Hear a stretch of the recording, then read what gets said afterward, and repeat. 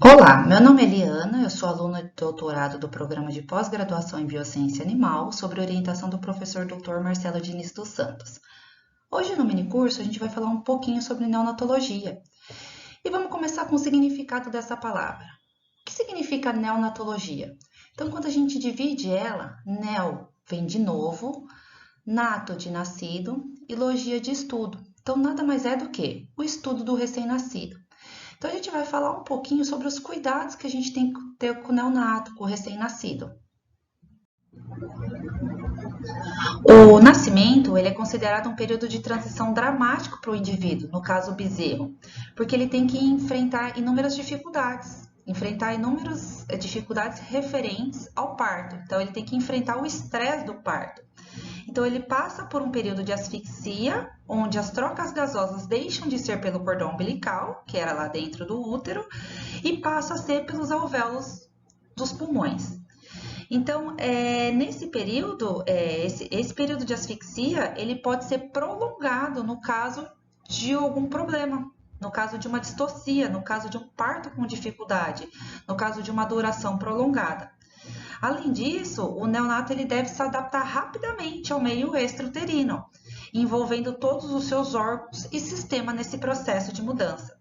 Então, em um curto espaço de tempo, o neonato ele tem que assumir o controle das suas trocas gasosas, eliminar seus próprios excrementos, controlar sua temperatura corpórea, o seu fluxo sanguíneo e ainda procurar por alimentação.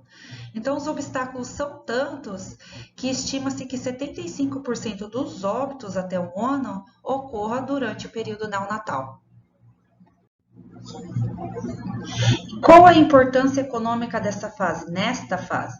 Então, problemas na fase neonatal levam a grandes perdas econômicas. Então, a mortalidade geralmente está relacionada a distúrbios não infecciosos, como problemas cardiovasculares, pulmonares, problemas de termorregulação, hipocalcemia, alterações decorrentes de um parto com dificuldade, de um parto distócito. Contudo, infecção também é uma causa de óbito na fase neonatal. E geralmente as infecções elas estão associadas ao cordão umbilical, que levam à septicemia. Então, a fase neonatal é uma fase de vida do animal que demanda muita atenção e muitas vezes é esquecida. Então, é uma fase que demanda mão de obra e muita dedicação. Então, é uma fase onde a gente tem um número elevado de óbitos, ou senão a gente tem um custo elevado com o tratamento de animais debilitados, e com isso gerando uma perda econômica muito grande para o proprietário. E a gente fica falando cuidados com o neonato, mas a gente tem que lembrar que os cuidados com neonatos, ele tem que vir lá desde o planejamento. Então, envolve também os cuidados com a mãe. Então, o cuidado com o recém-nascido tem que ser desde o seu planejamento. Então, a escolha do pai, a escolha da mãe, a nutrição desses animais. Então, a gente tem que ver que essa mãe não pode ter problemas como hipocalcemia, porque isso vai gerar um trabalho de parto fraco. Ela não vai ter uma dilatação cervical. Se a gente emprenhar novilhas, ela pode ter uma incompatibilidade fetopélvica, ela não tem condição corporal de parir esse bezerro. Então, a gente tem que estar muito preocupado com o manejo nutricional dessa mãe. Problemas com hereditariedade, a gente tem que descartar animais que tiveram problema, mães que não têm habilidade materna. Então, o cuidado, quando a gente fala cuidado com o neonato, vem lá de trás, vem lá do planejamento. O uso da ultrassonografia. A ultrassonografia foi uma tecnologia que veio para somar. Então, com a tecnologia da ultrassonografia, a gente pode fazer inúmeras avaliações. Então, a gente pode avaliar morte fetal, espessamento de parede uterina, ecogenicidade dos líquidos, batimento cardíaco, viabilidade fetal, alteração postural do feto, contorno dos envoltórios, gestação gemelar.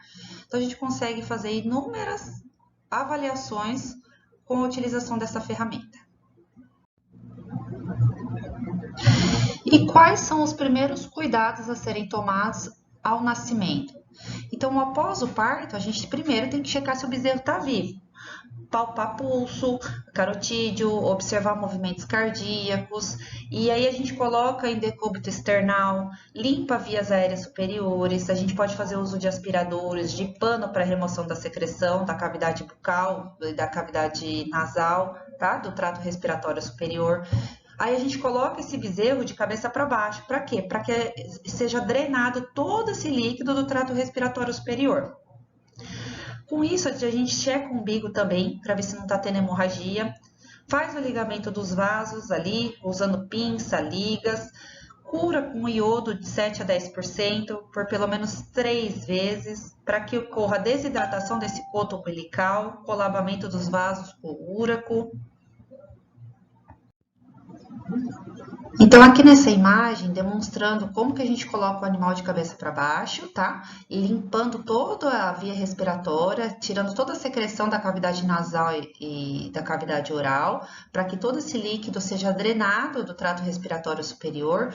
Com isso, a gente já verifica se há hemorragia no cordão umbilical, já faz o ligamento, já faz a cura com iodo. E com isso a gente vai observando se esse animal, vai avaliando se ele tem alguma normalidade congênita, vai fazendo toda a avaliação desse neonato. Então, após os primeiros cuidados com o recém-nascido, com o neonato, a gente aproxima ele da mãe para verificar a aceitação dessa mãe. Checa o úbere dessa vaca para verificar a presença de colostro, como a gente pode ver nessa imagem abaixo. A gente pode ver um úbere bem preenchido e um úbere murcho. E a gente coloca esse bezerro para mamar, observa os movimentos de sucção, observa a posição que esse bezerro mama, se ele está conseguindo abocanhar esse teto. Após isso, a gente faz a vermifugação e a identificação desse animal. E por que quando a gente fala em ruminante, a gente sempre bate na tecla do fornecimento de colostro? A importância do fornecimento do colostro. Porque nos ruminantes, durante a gestação, a placenta do ruminante é do tipo epitélio corial. Então, ela é impermeável às proteínas. E então, o que significa isso? Ela impossibilita a transferência de imunidade da mãe para o filho durante a gestação. Então, essa imunidade, ela é transferida de mãe para filho através do colostro, através do primeiro leite.